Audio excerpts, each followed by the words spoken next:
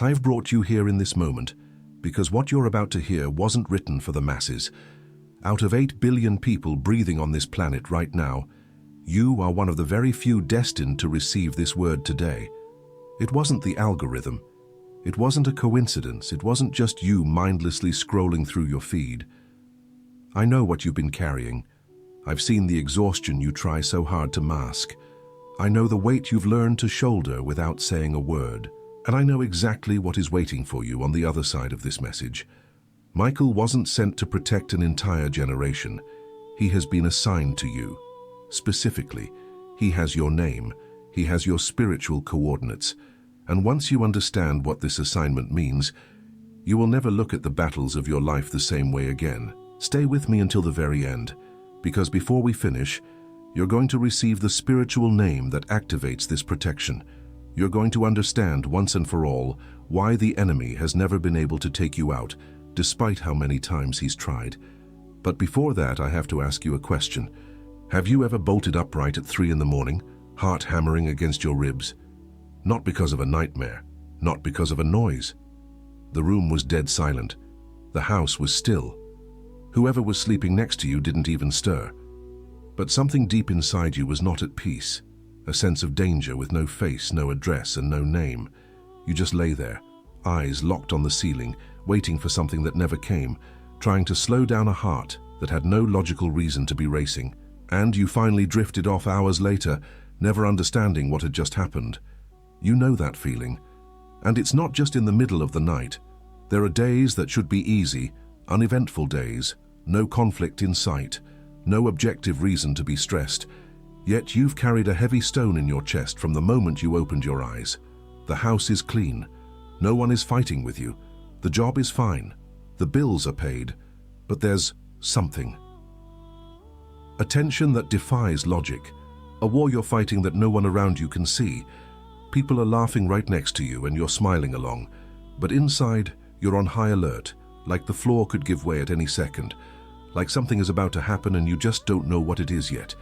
You tried to explain it to someone once, but when the words came out, they felt too small for the scale of what you were actually living through.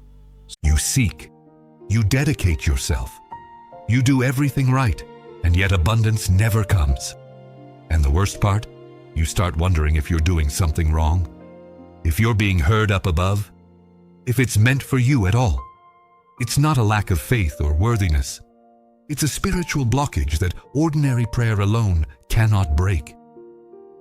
The Miracle Journal unblocks this in 21 days with a spiritual protocol that works exactly where your prayer doesn't reach. Along with the journal, you'll also receive as a gift the prayer guide and the Psalms manual with the most powerful sacred practices and texts to deepen your transformation.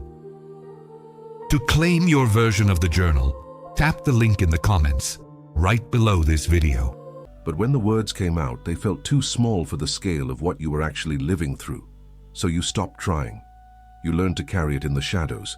There's one more thing you know, even if you've never put it into words. The near misses. That split second on the highway where you swerved and spent the next few miles staring into the rearview mirror, unable to explain how you didn't crash. That financial situation that was an inch from total collapse but somehow held together, even when the math said it shouldn't. The red flag on the medical scan that was suddenly gone in the follow-up. The relationship that was hanging by a thread but didn't snap. The decision you were seconds away from making until a phone call, a piece of information, or a tiny detail appeared at the exact right moment and changed your path. You don't have a logical explanation for those detours. The margin was too thin, the numbers didn't add up. The odds were stacked against you, and yet here you are, alive, standing, still. You have more of a story now than you did before, even if you don't fully get how you reached this point. You didn't get here because you were lucky. You got here because there was something guarding what the enemy wanted to destroy. If this is hitting home, hit that like button right now. That like is your public amen. Heaven records what you confess out in the open.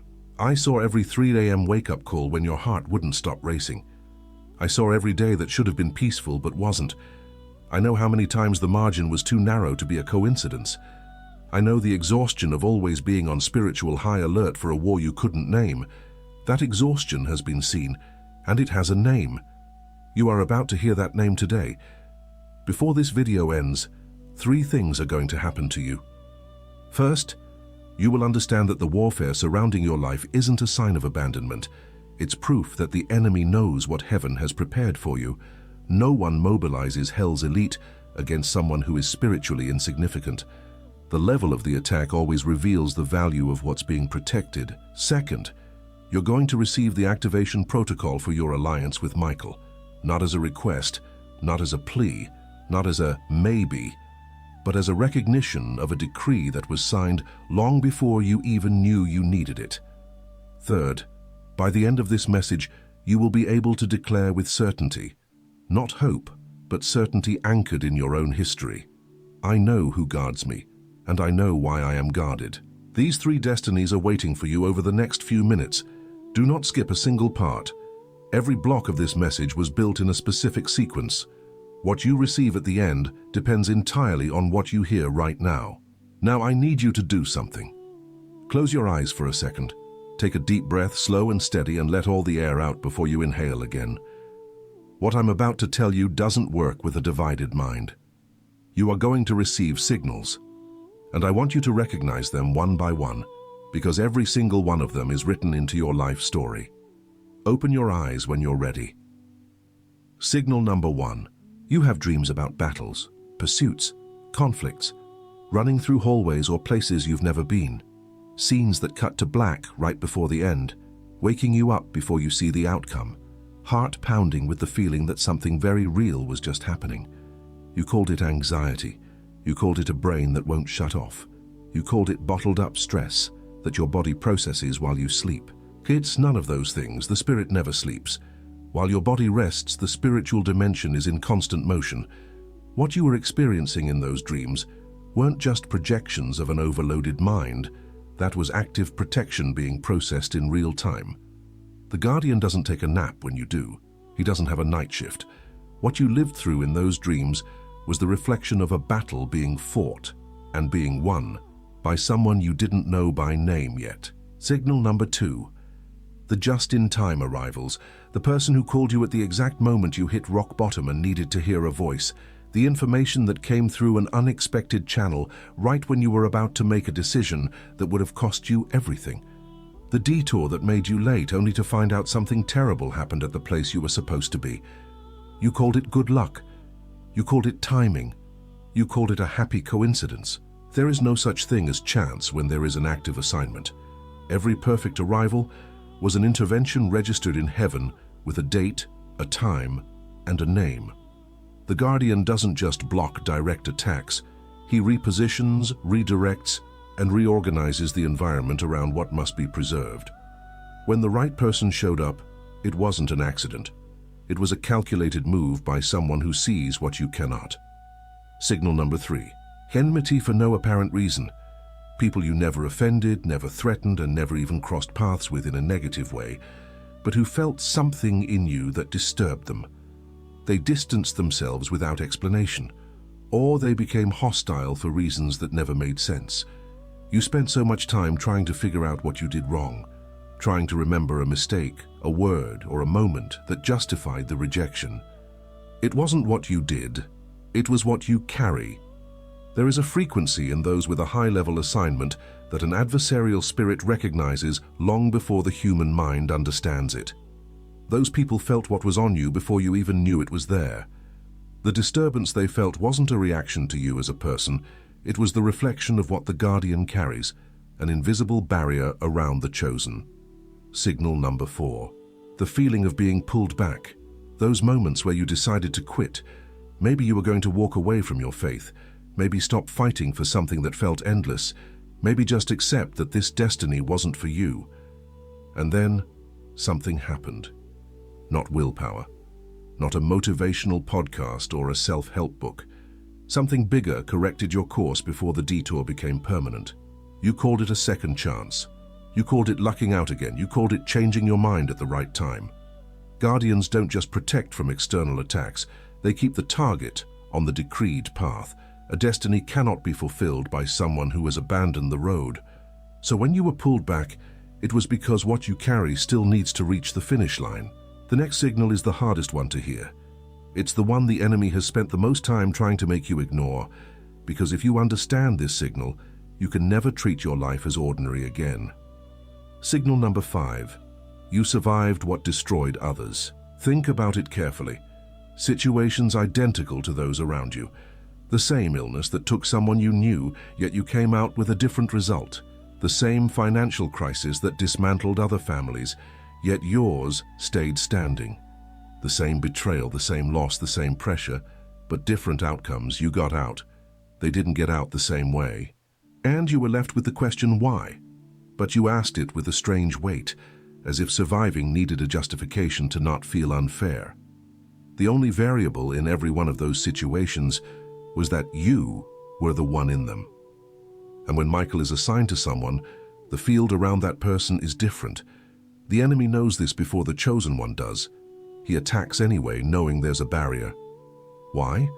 Because if he can make you believe you survived by accident, by luck, or by statistical coincidence, he neutralizes what that survival was meant to activate in you. Survival is meant to heighten your consciousness of destiny. The enemy works to make sure it's just an episode that passed. You didn't survive by accident. You survived because what you carry cannot be destroyed before it is delivered to the world. If this word is reaching you, type free in the comments right now. Close your eyes for one more second. Breathe. This next part won't work if you're distracted. You've received 5 signals. Now you need to understand who went through this before you, because the story I'm about to tell you isn't an illustration. It's the map of your life. Open your eyes. In the book of Daniel, chapter 10, the prophet fasted and prayed for 21 days. 21 days waiting for an answer from heaven. From the outside, the wait looked like silence. It looked like his prayer had vanished into a void. To any observer, it looked like there was no answer. Daniel had no idea what was happening while he waited, and then the messenger arrived. He said something that changed the way we understand spiritual silence. From the first day that you humbled yourself, your prayer was heard. From the first day I came. But the prince of the kingdom of Persia resisted me for 21 days. Then Michael, one of the chief princes, came to help me. 21 days of invisible warfare. A war Daniel couldn't see while he waited in the silence. And here is the detail most people gloss over. Michael wasn't sent for a whole nation in that moment. He was called to ensure that the answer reached one man. A single man, whose spirit had been recognized in heaven long before Daniel understood the weight of what he carried. The guardian isn't sent to those who shout the loudest. He isn't allocated to those who seem most deserving in human eyes. He is assigned to those whom heaven has already marked. The assignment precedes the request. It precedes the merit. It precedes the chosen one's own understanding of what is upon them. Think about it like this. In high-level private security, protection isn't assigned randomly. You don't have elite bodyguards patrolling random neighborhoods without a reason. A top-tier professional is specifically assigned to protect someone who carries something that others want to destroy. A high-ranking official, an executive with strategic trade secrets, a key witness in a high-stakes trial. The more valuable the target, the greater the threat to what they carry, the higher the level of protection. Protection isn't a reward. It's a response to the value of the target.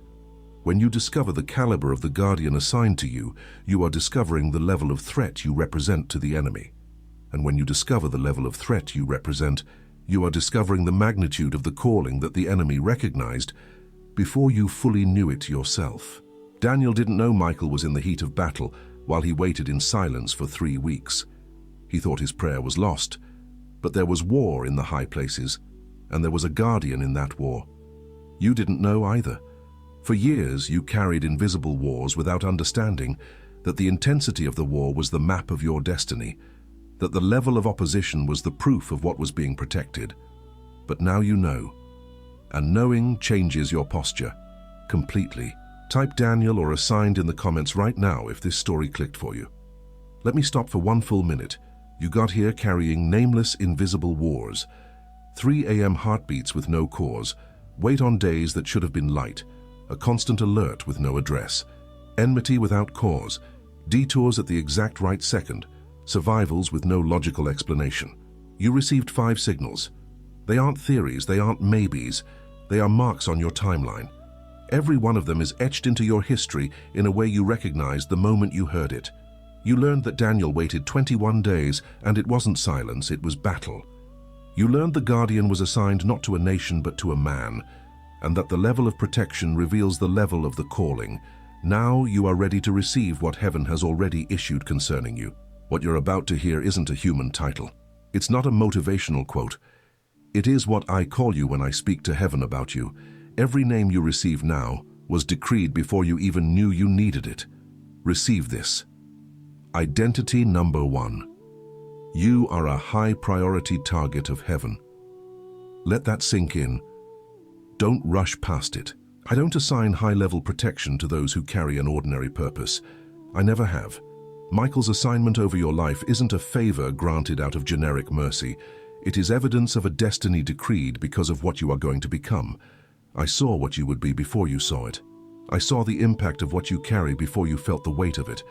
And because I saw it, I sent the guardian before the attack ever arrived. What this identity authorizes in your life: stop treating every spiritual threat as a sign of unfair persecution or divine abandonment. Every attack that reached you over the years was a confirmation of your election. The enemy doesn't mobilize resources against someone with zero impact potential. The next time you feel an attack coming, don't ask, "Why me?" Ask, "What is being guarded here?" Because the answer will change your stance against whatever is coming. Identity number 2. You are a bearer of active angelic coverage. I saw every time you almost fell and didn't. I saw every detour that looked like a coincidence, every phone call at the perfect hour, every margin too thin for statistics. I recorded every intervention with your name on it. Everyone has a date. Everyone has an address. None of them were accidents. They were the moves of the one I assigned to ensure that what you carry reaches its destination. And that coverage didn't depend on your ability to maintain it. It didn't depend on your faith being perfect, your prayers being long enough, or your behavior being flawless. The coverage depended on the one I sent. And the one I sent doesn't need you to uphold the decree to keep fulfilling the decree. What this identity authorizes: replacing constant hypervigilance with a posture of rest within that protection. You've spent years guarding what was already being guarded, wasting spiritual energy, watching over things that didn't need your watchfulness to stay safe. You can rest. The coverage is active regardless of your effort to keep it there. Identity number 3. You are chosen and marked before the battle. Michael's assignment happened before the enemy organized his first attack against you. I knew the whole sequence. I knew every front that would be opened, every strategy that would be attempted, every pressure point that would be squeezed. And I sent the guardian first, before the hit. Not as a reaction to the hit, but as an anticipation of what I knew was coming. You never entered a battle unprotected. Not one you survived. Not one of those thin margin moments. Even in the times you felt completely alone, when you felt there was no one there, when you felt God was silent, there was active coverage. The silence you experienced wasn't absence, it was the kind of stillness that precedes a revelation. And today is the day of revelation. What this identity authorizes: stop reacting to threats as if the outcome is uncertain, as if the battle could end in 2 different ways. The battle already has a decreed end. You are the one who anchors that decree with the posture of someone who knows the score before the clock runs out. You aren't waiting to see if you'll win. You are advancing because you already know you have. Type the name of the identity that hit you hardest in the comments. Just the name, a short phrase, and if you haven't subscribed to this channel yet, do it now. Every message here was prepared with your name in mind. You don't want to miss what's coming next. Now you are going to receive the protocol. It's called the Michael Alliance Protocol. 3 steps. Concrete. Clear. These aren't mystical rituals. They are moves of recognition for what has already been decreed. Step 1. Name the battle out loud, not in your head, out loud. Identify the area where the war has been most intense in this season of your life. It might be relationships, marriages that are straining, connections that have gone cold. It might be finances, numbers that won't move no matter how hard you work. It might be health, symptoms with no explanation. It might be your purpose, the void of not knowing why you're here or feeling like what you offer never finds its place. Name the front, out loud, and then declare, I recognize the presence of the guardian on this front. Naming it doesn't summon the protection. The protection is already there. Naming it changes your posture. It turns you from a victim of a war into an heir who knows who is standing next to them. And that change in posture alters what you are capable of doing on that front. Step 2. Revoke the agreement with fear. This is more specific than it sounds, so pay attention. The constant anticipation of catastrophe you've felt for years isn't spiritual discernment. It's not sensitivity. It's not honed intuition. It is a voice the enemy installed because he knows the guardian is active around you. The enemy cannot destroy what is protected, but he can make you waste your energy trying to guard what is already guarded. He can make you burn your time and attention on a vigilance that isn't your job. His tactic is to install fear and label it as spirituality. Like being on constant edge is a sign of maturity. Like worrying about the what-ifs is wisdom. It's not. It's the enemy using your own spiritual energy against you. Revoke it out loud. Declare, "This anticipation of disaster is not my spiritual intuition. It is the voice of an enemy who knows he's already lost. This agreement is cancelled as of right now." Step 3. Activate the posture. On your knees or on your feet. Physical posture doesn't dictate the spiritual result, but it anchors the declaration in your body. Hand on your heart, breathe, and declare out loud, "Michael has been assigned, I know it, and the enemy knows it too." Don't wait for an intense emotional rush. Don't wait for a tremor or euphoria, or some overwhelming physical sensation. The sign of confirmation you'll feel is stillness, a peace that isn't natural. It doesn't come from your surroundings or your circumstances, but it is real. There is a specific difference between emptiness and certainty. Emptiness is cold, certainty is stable. You will know the difference when it hits. If you are receiving this protocol right now, type "received" in the comments. Now I have to warn you about what comes next. In the next 72 hours, 3 things will be thrown at you, not as a possibility, but as a certainty. The enemy doesn't just watch you receive a decree and walk away quietly, but you are going to recognize every tactic before it lands, because now you have the names. Tactic 1. The normalization of survival. This comes disguised as adult balanced reasoning. You just got lucky. It could have been worse, that's just life. Everyone goes through hard times. There's nothing special about this. It's a smooth voice that doesn't deny what happened, but it reshapes the meaning. It erases the spiritual record of every intervention you lived through. It converts miracles into favorable statistics. If you accept that narrative, the next battle will catch you as if you don't know you have a guardian. You'll slip back into the position of someone surviving by luck instead of someone advancing by decree. That is exactly what the tactic wants. Tactic 2. Fear masquerading as spirituality. This is the most sophisticated of the 3. It comes disguised as spiritual sensitivity, sharp discernment, or being careful about what you expose yourself to. On the surface, it sounds like maturity, but what it really is, anxiety with a religious coat of paint, installed by the enemy. So you consume your own spiritual energy, trying to maintain a protection that doesn't need your effort. You don't need to be on high alert. The coverage doesn't depend on your stress levels to keep operating.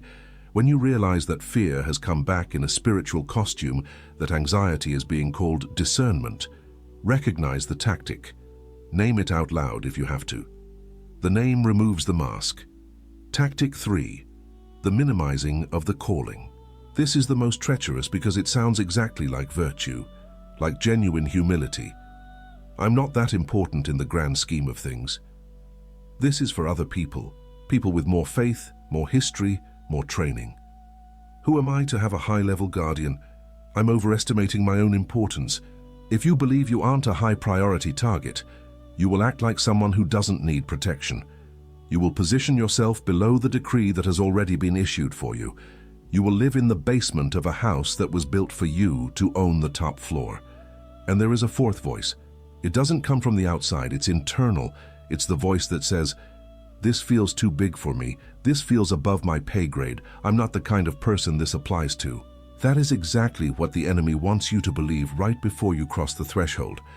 because on the other side of that threshold is what the Guardian was assigned to protect.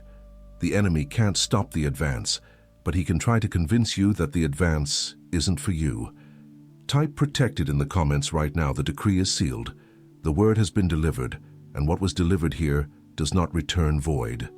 Place your right hand on your chest now. Feet firm on the ground, eyes closed. Take a deep breath, slow, all the way to the bottom of your lungs. I'm going to ask you to let go of 3 things. Out loud, if you can. In your heart, if you must. But let go with real intent, not just as an exercise.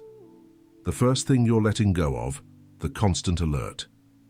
The vigilance you carried, as if it were your responsibility to keep the protection active. As if you had to constantly monitor and sense the spiritual atmosphere, always ready to react. You are not the guardian. You are the guarded.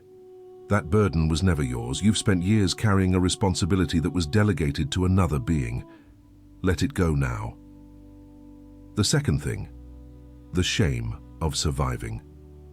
The silent weight of why me that turned into guilt over time. As if surviving when others didn't was an injustice that you are somehow complicit in. Survival is not an injustice. Survival is destiny. Treating your survival as guilt is refusing the decree that kept you standing. It is telling the Guardian that what he protected wasn't worth the effort. Let that shame go now. The third thing, the fear of moving forward. The voice that says advancing in your calling will attract an attack higher than anything you've survived so far.